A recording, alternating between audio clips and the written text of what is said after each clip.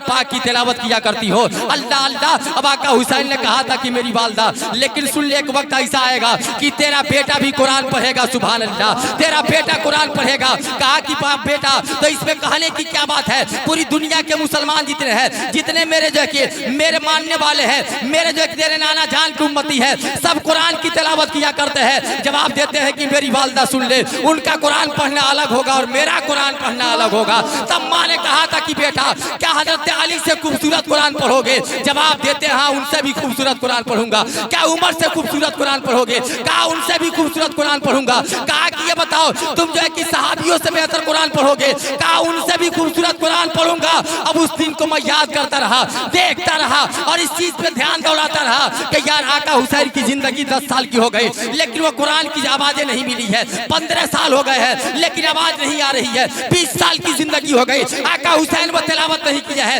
40 साल की जिंदगी हो गई, आका हुसैन वो कुरान की तिलावत नहीं की है। जब 50 साल की जिंदगी हो गई, तो अभी आका हुसैन उस कुरान की तिलावत को नहीं कर रहे हैं। जरा देख तो लिया जाए। मैं पूछ पड़ा कि आका हुसैन, आखिर आप कुरान की तिलावत कब करेंगे? तो 56 साल की जिंदगी है, करबला की धरती है, 56 साल की जिंदगी है, मारकाए करबला है, 56 साल की जिंदगी है, जहां नवासा कटा है, 56 साल की जिंदगी है, जहां बेटा कटा है, 56 साल की जिंदगी है, जहां भतीजा कटा है। लेकिन आखिर में अल्लाह अल्लाह, जब आका हुसैन को जालिमों ने शहीद कर दिया था, आका हुसैन के गर्दन को जब जालिमों ने मार दिया था, तो मारने के बाद सर कहीं और है और धड़ कहीं और है। सर जो है कि किसी और चीज पे नहीं, बल्कि नेज़े के नोक पे लेके चल रहे थे।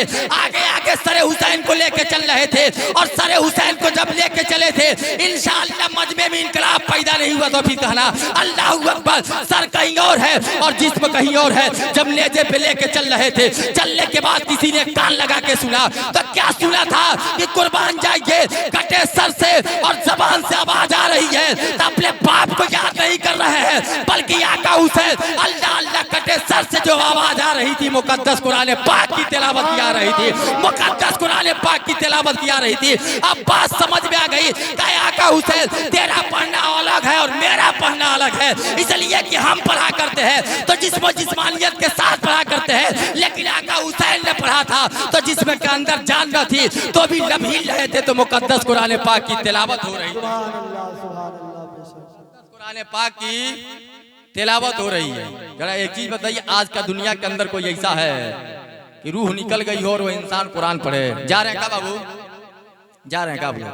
नहीं, हम समझे जा रहे हैं। मोहब्बत से बोले या उसे एक मरतबा दुरूद पाक पढ़ लीजिए। अल्लाहुम्मा सल्ली अला सय्यदना व शफीना मौलाना मुहम्मद वसल्लम सल्लु अलैहि सलातुन व सलामुन अलैका या रसूलुल्लाह सल्लल्लाहु अलैहि वसल्लम। आज हुसैन का जिक्र आप यहाँ बैठ के कर रहे हैं। आखिर उनका जिक्र तो करबला में होना चाहिए था, यहाँ करने की क्या जरूरत? बात सही है।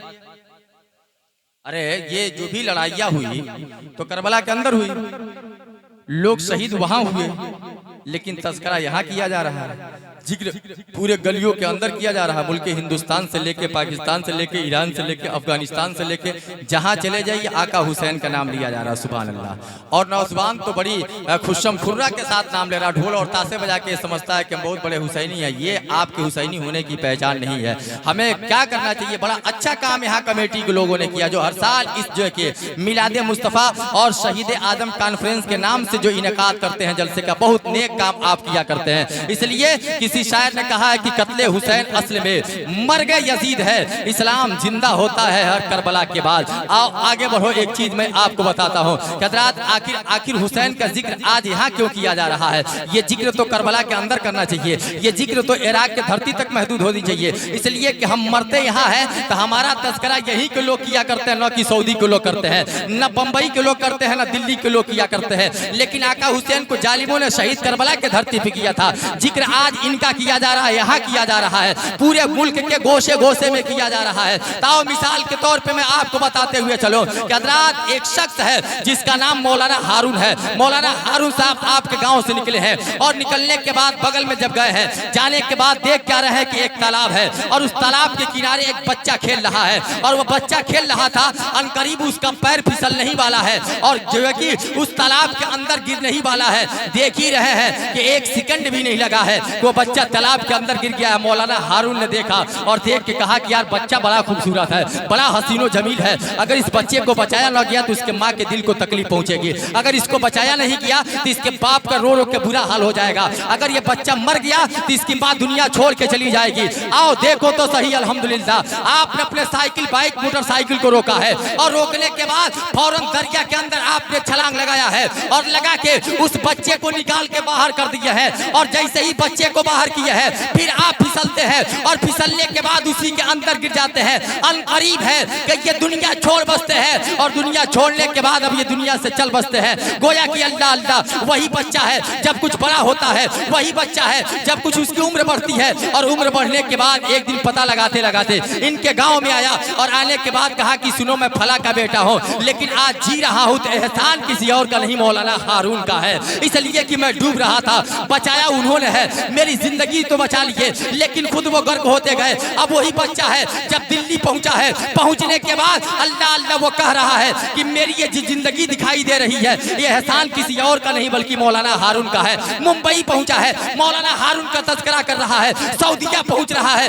मौलाना हारून का तस्करा कर रहा है, इंडोनेशिया पहुंचा है, उन्हीं का तस्करा कर रहा है, अफगानिस्तान पहुंचा है, उन्हीं का तस्करा कर रहा है। अब बात समझ में आ गई कि वही वो करबला की धरती है और उसी करबला के धरती पे इस्लाम लड़खड़ा रहा था, कुरान जो है कि पामाल किया जा रहा था, शरीयत इस्लाम को निचोड़ा जा रहा था, नबी के हदीस को पामाल किया जा रहा था, कुरान मुकद्दसा के तहफ्फुज़ के ऊपर अंगुलियां उठाई जा रही थी। आका हुसैन है जैसे ही पहुंचते हैं और पहुंचने के बाद करबला के धरती ने पूछा था कि हुसैन कहाँ आए हो, जवाब देते हैं कहीं और नहीं आया हो बल्कि इस्लाम को बचाने के लिए आया हो, कहीं और नहीं आया हो, इस्लाम बचाने के लिए आया हो। अब वही करबला है, करबला की धरती आवाज देती है अगर मुझे बचाने आए हो, इस्लाम कहता है अगर मुझे बचाने आए हो तो हो सकता है कि इसे बचाने में तेरे बेटे की जान चली जाएगी। आका हुसैन ने कहा था कि जान दे दूंगा, अपने बेटे का सर कटवा दूंगा, कहा तेरे भतीजे लूट जाएंगे, कहा उसे भी लुटा दूंगा, कहा तेरी बीवी बेवा हो जाएगी, कहा उसे बेवा होना कबूल है,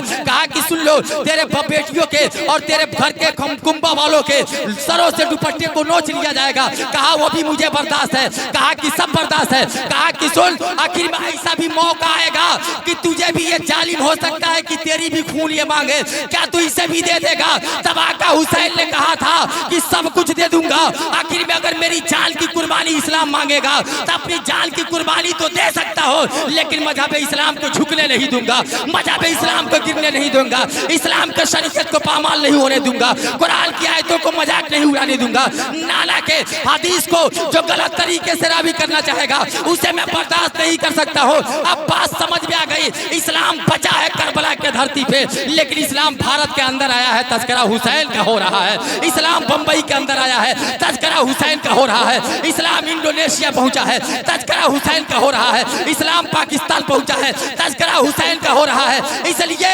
अगर किसी की तारीफ की जाती है तो मारने वाले की तारीफ नहीं की जाती है बल्कि बचाने वाले की तारीफ की जाती है। करबला के धरती पे अपने खून को देके अगर सींचने का काम किसी ने किया है तो आका हुसैन